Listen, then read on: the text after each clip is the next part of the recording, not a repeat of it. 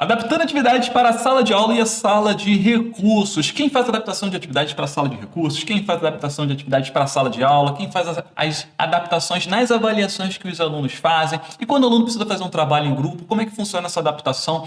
Enfim, vou falar aqui de atividades adaptadas, professor regente, professor de atendimento educacional especializado, professor de apoio, enfim, e vou te dar algumas dicas. Eu separei algumas perguntas para responder. Esse é o nosso novo quadro aqui, onde eu coleciono junto perguntas que chegam pra gente aqui no Instituto Itachi de várias áreas diferentes, do YouTube, do Instagram, no e-mail, enfim, de todos os lugares chegam perguntas no direct.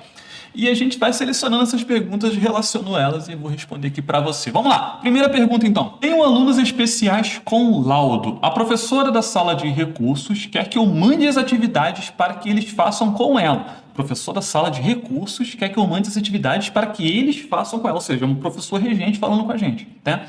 Como funciona a sala de recursos? Tenho essas dúvidas, dentre outras. Não consigo entender isso. Por exemplo, meu aluno autista, ela disse que era para ser uma avaliação adaptada. E o que ela fez? Aplicou uma avaliação do primeiro ano. Não organizou nada adaptado. Ou vamos lá, tem vários questionamentos aqui. Primeira coisa, alunos especiais. Essa nomenclatura, né, essa forma de chamar a pessoa com deficiência, ela não é mais usada. Então, aluno com deficiência, pessoa com deficiência, criança com deficiência, tá? Pessoa com deficiência. Então, você tem um aluno com deficiência que tem laudo. Ok. A professora da sala de recursos quer que você mande as atividades para que eles façam com ela. Olha que interessante. Se você é professor regente de uma disciplina, vamos lá, língua portuguesa.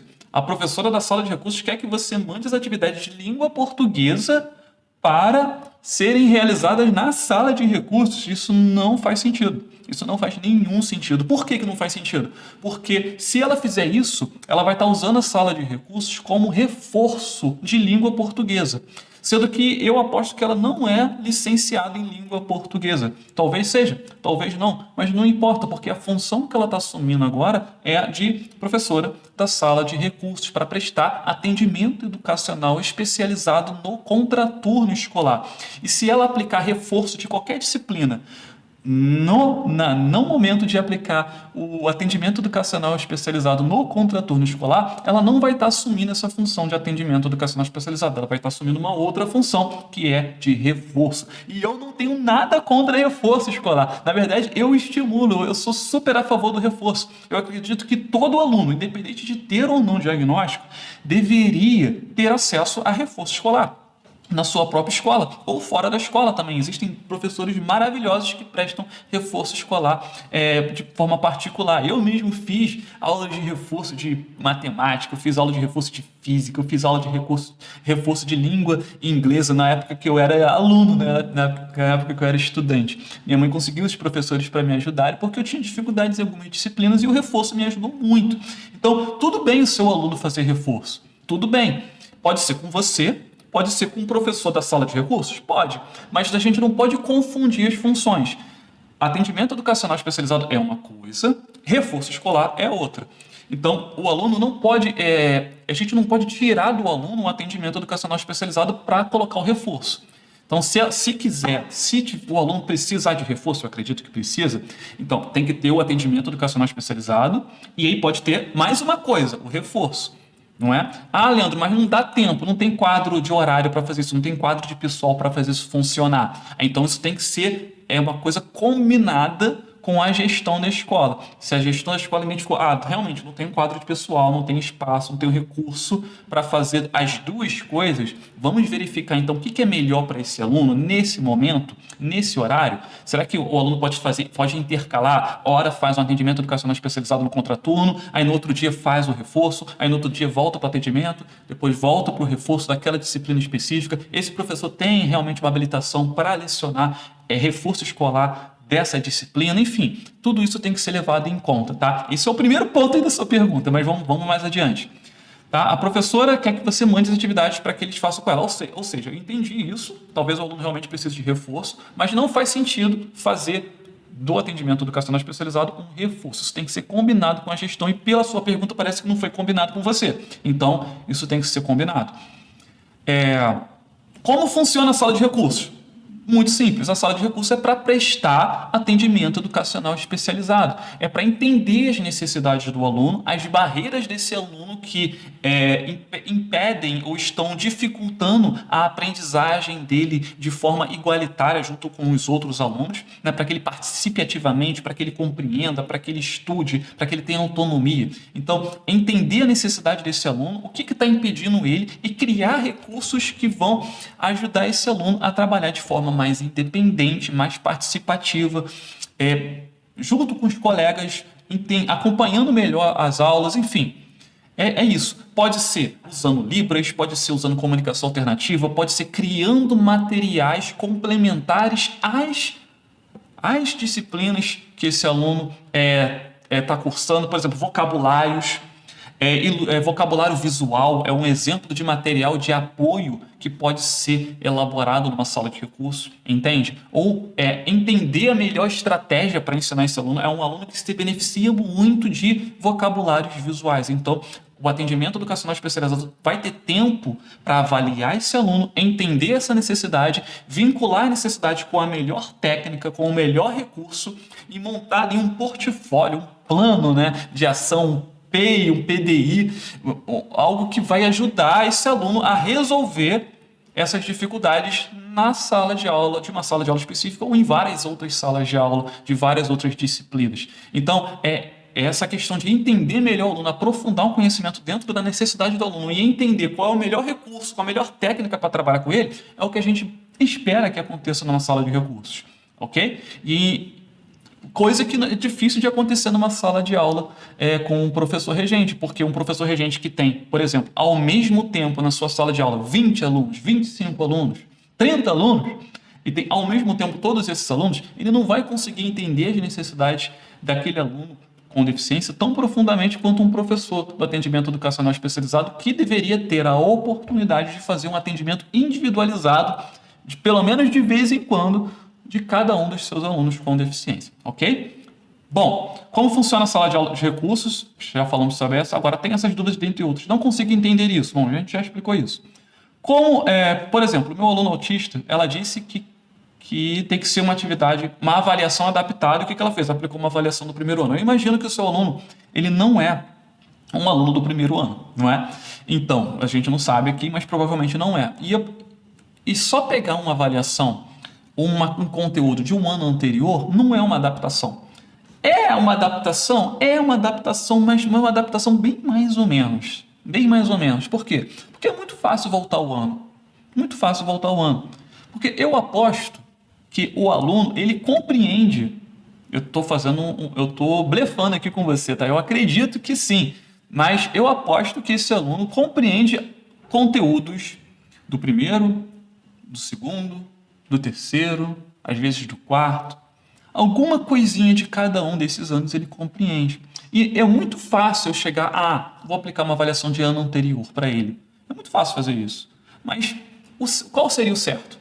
O certo seria realmente fazer uma avaliação, entender o que esse aluno realmente sabe de todos os conteúdos que estão em defasagem nesse momento, porque se ele, por exemplo, está no quarto ano, então, tem conteúdos, podem ter conteúdos em defasagem do próprio quarto ano, do terceiro, do segundo, do primeiro, do pré-acadêmico, entende? Lá da educação infantil, podem ter conteúdos atrasados de todos esses anos. Às vezes o aluno nem tem uma comunicação funcional. Ele tem conteúdo em defasagem lá do pré-acadêmico. O aluno sem comunicação funcional a gente aprende aonde? A gente aprende até os 5, 6 anos de idade, a pessoa está se comunicando de maneira extremamente funcional, né? Faz pergunta, argumenta, conta história. Então, esses 6 anos de idade, se o aluno não tem uma comunicação funcional 100% estabelecida, quer dizer que ele tem conteúdos em defasagem lá dos primeiros anos de vida dele. Mas isso a gente só vai saber se aplicar uma avaliação. Então, é muito fácil falar, vou aplicar, é o aluno que não está se comunicando bem, e a gente fala assim, eu vou aplicar então conteúdo lá do pré-2 para ele. Vou aplicar conteúdo lá do pré-1. Faz sentido? Não.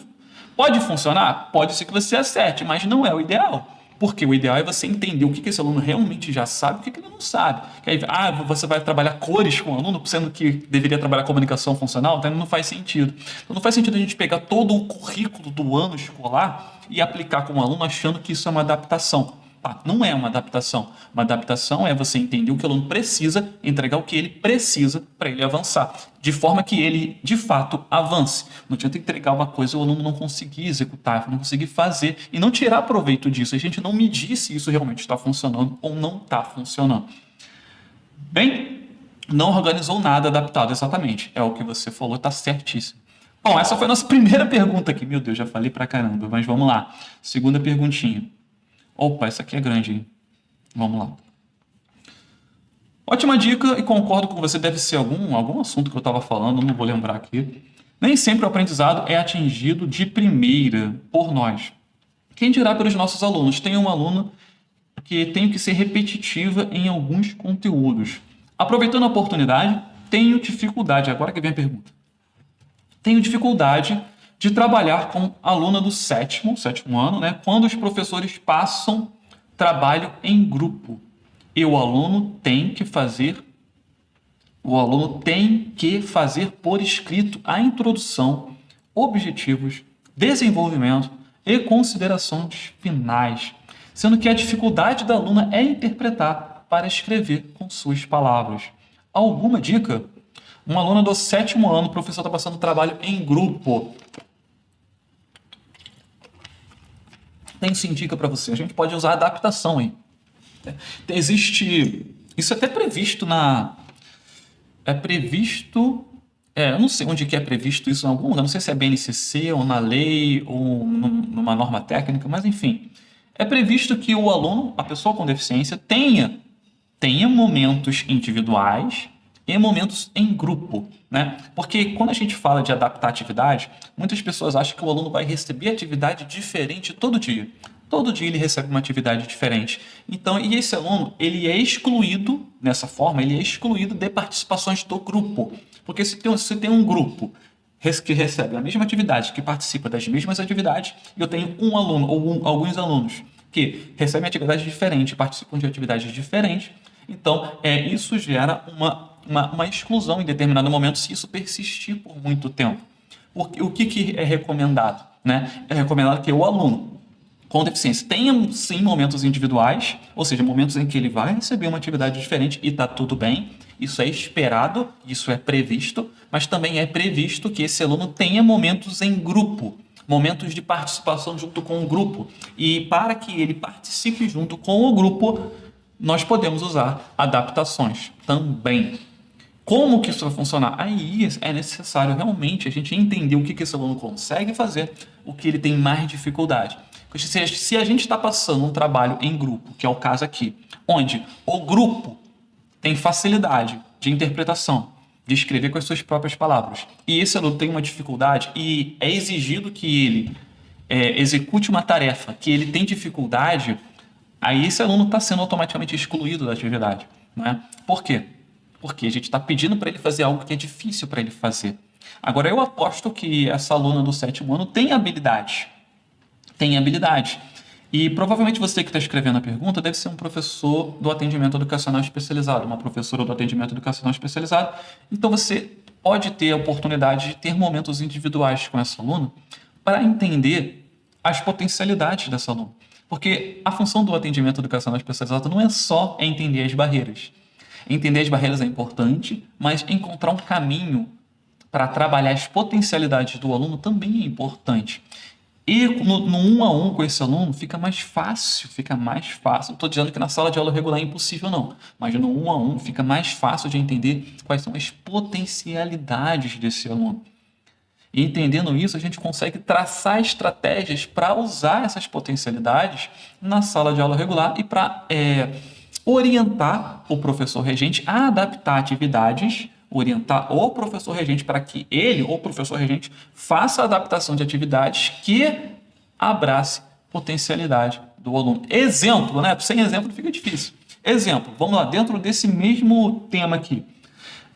Você tem um trabalho que tem que ser feito, né? E aí a aluna ela tem dificuldade de escrever isso com as suas próprias palavras. Tá. Se a aluna tem, por exemplo, uma facilidade de comunicação, ela fala bem, mas ela tem dificuldade de escrever isso bem, você pode apresentar um recurso para ela, onde ela fala e o computador vai escrevendo. Já viu esse recurso? O computador pega a voz da pessoa e vai escrevendo ali. Isso, até no WhatsApp tem esse recurso. Né? Tem um microfonezinho que você aperta ali do lado do teclado, no celular Android, pelo menos tem, que você aperta aquele microfonezinho, você vai falando e o celular vai escrevendo. Tá? Isso é um recurso.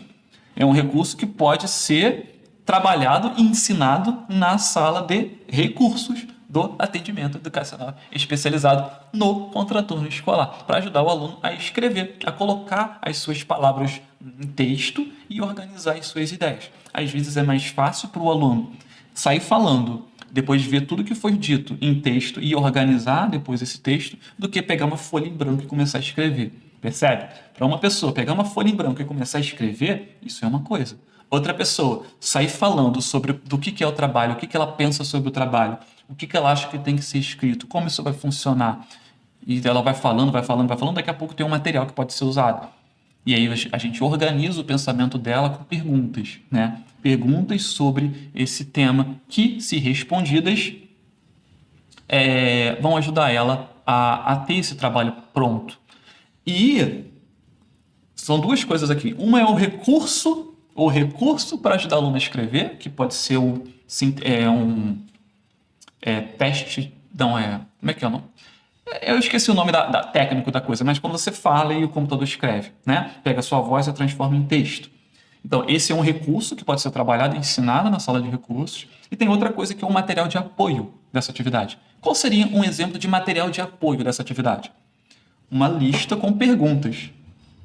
Então, se eu entrego para essa aluna do 7º ano uma lista com perguntas cuja resposta vão orientá-la na introdução, objetivos, desenvolvimento e considerações finais, eu tenho um material de apoio que não dá resposta, mas orienta para a resposta de maneira autônoma, de maneira independente, que isso é muito importante. Uma coisa é sentar do lado do aluno e fazer com ele, oferecer uma ajuda ali bem próxima, quase que uma ajuda invasiva, porque eu estou ali fazendo junto, faz isso aqui, faz aquilo ali, isso aqui não ficou bom, corrige aqui, vamos mudar isso, de que forma eu poderia fazer isso? Né? Isso é uma ajuda muito próxima. Isso pode ser considerado pelo aluno como algo ruim.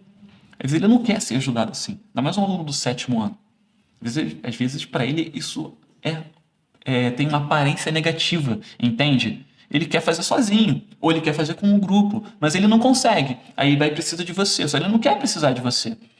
E aí quando a gente entrega o material de apoio, que junto com esse material de apoio, ele vai conseguir fazer sem precisar da sua ajuda necessariamente, junto com os colegas, isso melhora muito a participação dele. Então eu estou adaptando uma atividade para ser trabalhada com o grupo, dando 2 exemplos aqui de recurso, né? O recurso e material de apoio, né? O recurso uma tecnologia que pode ser usada, e um material de apoio que é uma lista com perguntas que o aluno pode responder verbalmente usando a tecnologia e vai organizar as suas ideias. Isso é só um exemplo. Existem várias técnicas, vários recursos, várias possibilidades de material de apoio. Como é que eu vou decidir o que é o melhor? Qual é a melhor forma de usar? Conhecendo o aluno e conhecendo todas as técnicas, todas as possibilidades de material de apoio, todas as possíveis estruturas para adaptar atividades. Conhecendo isso, eu consigo tomar a melhor decisão, entende? Conhecendo o aluno e conhecendo as diferentes formas de trabalhar, inclusive formas de trabalhar baseadas em evidência, tá? Eu só dei um exemplo aqui para você. Bom, é uma dica, né? Não deixa de ser uma dica. Vamos lá então, próxima pergunta. E quando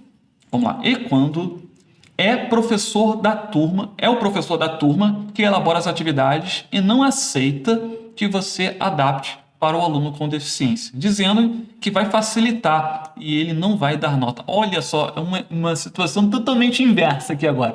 Geralmente o que acontece é ao contrário. Geralmente o que acontece é o professor do atendimento educacional especializado faz as adaptações e querendo que o professor regente faça essas adaptações.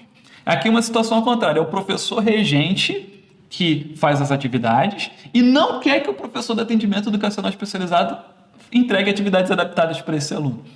E essa é uma confusão muito comum, né? Na verdade, o professor regente ele tem que ter autonomia para adaptar suas próprias atividades, né? Afinal, é ele que está dando a aula, Ele tem uma forma de falar, ele tem uma forma de colocar o conhecimento, tem exemplos que ele usa, tem um jeitinho de ensinar, e a gente quer que as nossas atividades sejam coerentes com o que a gente fala. Então, se eu dou exemplo, se nas minhas aulas toda hora eu cito como exemplo jogadores de futebol, por exemplo, nas minhas atividades eu vou usar esses jogadores de futebol como exemplo. Se um outro professor que não está na minha sala de aula vai entregar uma atividade de fora, ele não sabe do que eu estou falando aqui, a forma como eu estou ensinando, o caminho que eu usei para ensinar. Então, ele vai entregar uma atividade totalmente descontextualizada da minha realidade como professor, né? Isso é muito comum.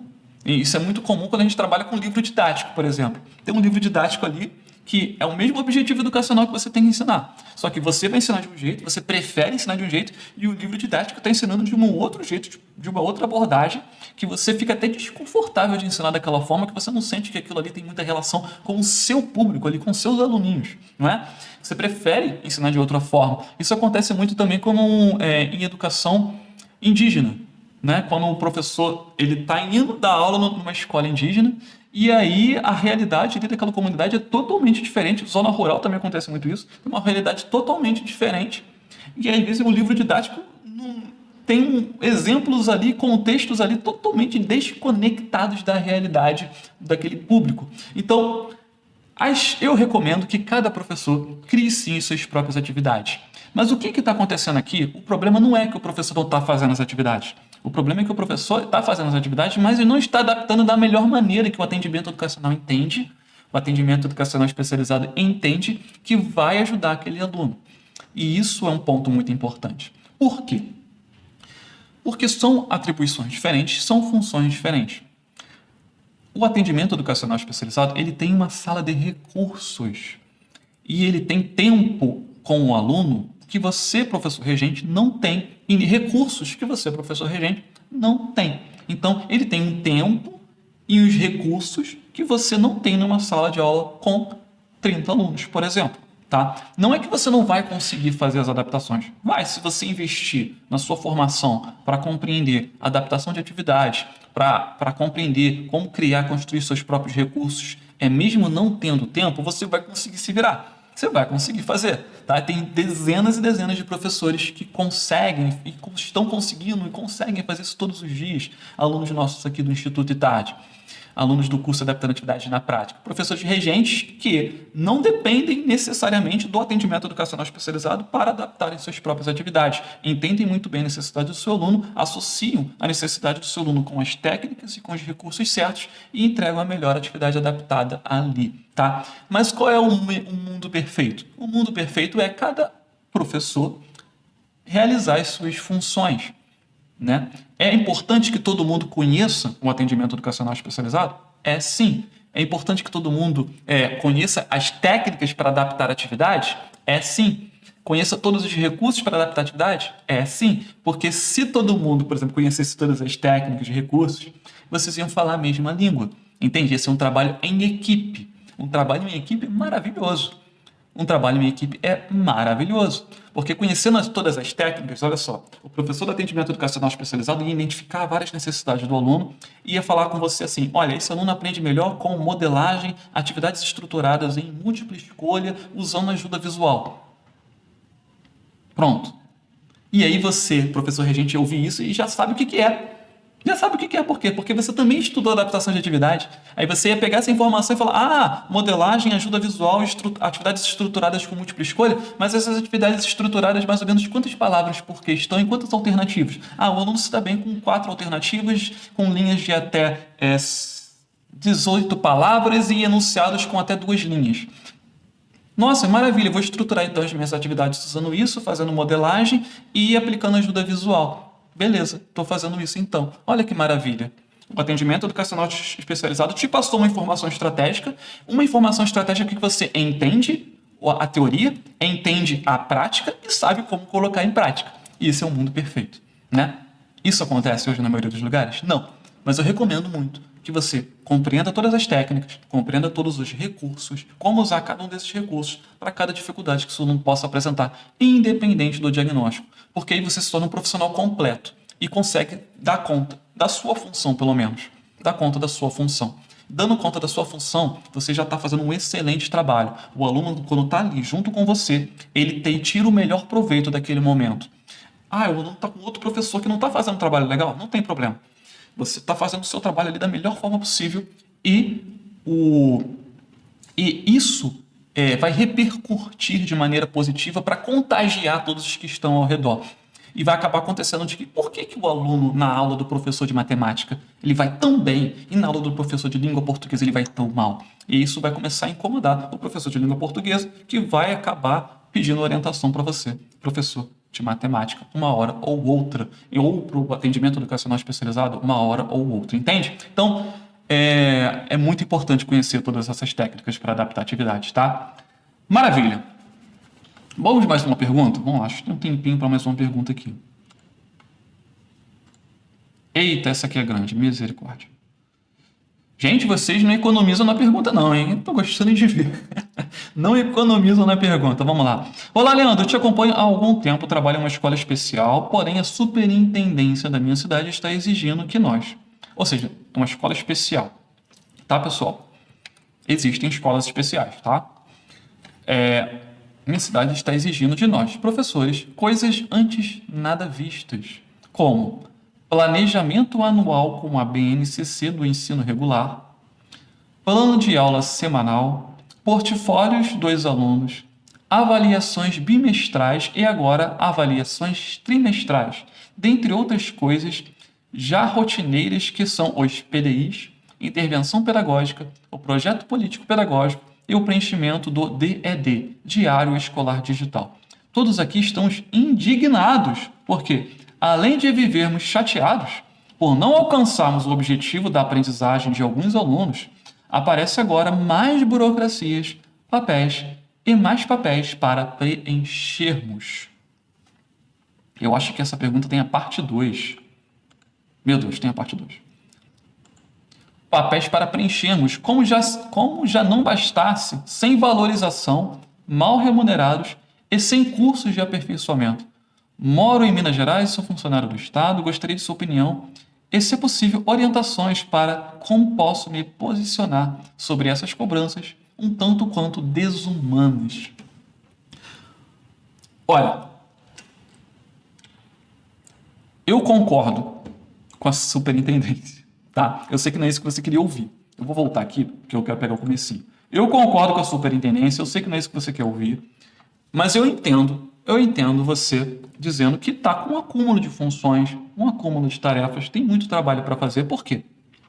Porque você está numa escola especial e provavelmente você tem a função de professor regente e a função de atendimento educacional especializado na mesma pessoa, entende?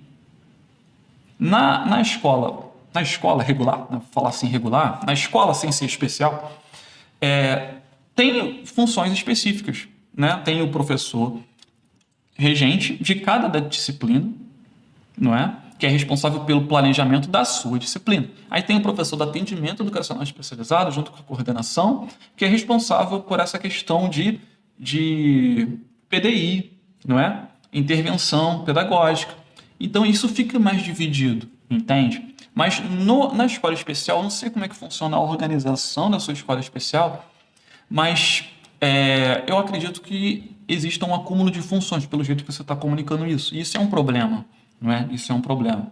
É por isso que muitas escolas especiais, esse é um dos motivos, né, de muitas escolas especiais estarem apresentando problemas hoje, porque além do movimento da educação inclusiva, né, todo aluno está matriculado numa escola regular, independente de diagnóstico ou não, né, que esse é o principal ponto, tem essa questão de burocrática também. Eu concordo que precisa de um planejamento anual de acordo com a BNCC. Isso é importante, né? Por quê? Porque você comentou lá no final, além de nos sentirmos desmotivados, aqui, como se não bastasse, sem valorização, mal remunerado, né? E... Cadê? Volta um, então. Todos aqui estamos indignados porque, além de virmos chateados por não alcançarmos o objetivo de aprendizagem, olha só, por quê? Esse é o ponto. E aqui que você tem que se perguntar. A superintendência está vindo com cobranças. Por que essa superintendência está vindo com cobranças? Aí você se entregou aqui embaixo, né? Eu não sei qual é o seu nome, não está aqui, mas não importa. Você se entregou aqui embaixo. Por quê? Você está vivendo chateado por quê? O professor não precisa viver chateado. Por que você está vivendo chateado? Trabalhar chateado é muito ruim. Faz mal para a saúde, inclusive. Faz mal profissionalmente e pessoalmente. Uma pessoa que vai para o trabalho todo dia e fica chateada, ela não tem uma vida pessoal legal também. Isso pode prejudicar a saúde dela, levar ela a ficar doente. Não é? É por isso que tem muitos professores de atestado por anos. Anos de atestado. Meses de atestado. Tem professor assim? Você conhece algum professor assim? Que está há meses afastado porque ficou doente? Né? Eu não sou médico não, tá? Mas eu sei que viver chateado não faz bem para a saúde. Tá? Eu te garanto isso. Mas eu não sou médico. Você pode perguntar para um médico que ele vai te confirmar isso. Tá? Além de vivermos chateados, isso é um problema, tem que resolver isso. E é por não alcançarmos os objetivos de aprendizagem. Né? Então, eu não quero falar de burocracia aqui, mas a burocracia que está aqui acima, que você citou, ela te ajuda a alcançar os objetivos de aprendizagem dos seus alunos. E isso é uma coisa que chega muito para a gente aqui no Instituto ITAD, porque existe uma parte burocrática na adaptação de atividade.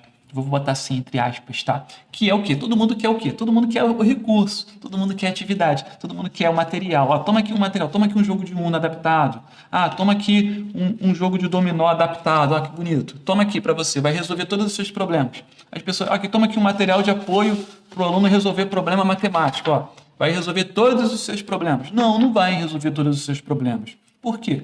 Porque a adaptação, ela depende de algo burocrático chamado avaliação e planejamento. Para que o recurso funcione com o aluno, a gente precisa de uma avaliação e um planejamento antes, não é? E isso é trabalhado dentro do nosso curso, para os nossos alunos entenderem que não é só de recurso que a educação inclusiva é feita, não é só de atividade pronta, adaptada, que a educação inclusiva é feita. Tem uma estrutura de tomada de decisão antes de realizar uma adaptação que acontece dentro da avaliação e do planejamento. E planejamento anual com a BNCC, plano de aula semanal, portfólio, avaliação bimestral, avaliação trimestral, faz parte de uma avaliação e de um planejamento para que você consiga alcançar os objetivos de aprendizagem com os seus alunos. E alcançando, eu aposto que se você começar a alcançar objetivos de aprendizagem com seus alunos todos os dias, você não vai mais viver chateado, não é? Isso, e eu te garanto, tá? Eu te garanto que um professor que alcança muitos objetivos, que faz um trabalho excelente, ele acaba gerando uma repercussão positiva de tal forma que a escola é considerada uma escola referência. Você conhece alguma escola referência na sua cidade, na sua região, no seu estado? Tem uma escola que todo mundo fala, aquela escola lá é boa. Aquela escola lá é referência. Não importa o diagnóstico, não importa a dificuldade de aprendizagem. Matricula ele lá naquela escola, porque lá ele vai aprender. Então, por que isso acontece? Eu aposto que os professores lá não vivem chateados. Eles vivem conquistando pequenas vitórias todos os dias. Conquistando sinais de sucesso todos os dias. E é isso que eu quero para todos os professores. E essa é a nossa batalha todos os dias. E essa batalha tem altos e baixos. Tem coisas muito legais, muito divertidas, oficinas, recursos, adaptações, ideias super criativas. E às vezes tem coisas não tão legais assim, como avaliação, planejamento, né? Coisas burocráticas que não são tão legais assim, mas que fazem parte do nosso processo para viver feliz, viver contente, viver realizado profissionalmente. Professores que vivem realizados profissionalmente transmitem isso para os seus alunos, mesmo que inconscientemente. E os seus alunos percebem isso e progridem e avançam. É isso que eu quero para todo mundo. Professores felizes, alunos felizes. escolas felizes, escolas referências, onde todos podem aprender. Tá bom? Pessoal, essas foram as nossas perguntas de hoje. Se você tem dúvida, comenta aqui. Tem alguma pergunta? Quer comentar algum caso? Comenta aqui. A nossa equipe está de olho em todos os comentários e está anotando tudo. E mais breve possível eu vou criar um vídeo respondendo a sua pergunta, tá bom? Não precisa economizar na pergunta não, tá? Pode perguntar, manda pra gente. Um grande abraço. A gente se vê num próximo vídeo. Tchau, tchau. Se você gostou, deixa o seu like aqui nesse vídeo, se inscreve no nosso canal, não esquece, e compartilha esse vídeo com outros professores que você quer ajudar a se sentir realizado, feliz todos os dias também. Te vejo no próximo vídeo. Tchau, tchau. Abraços inclusivos.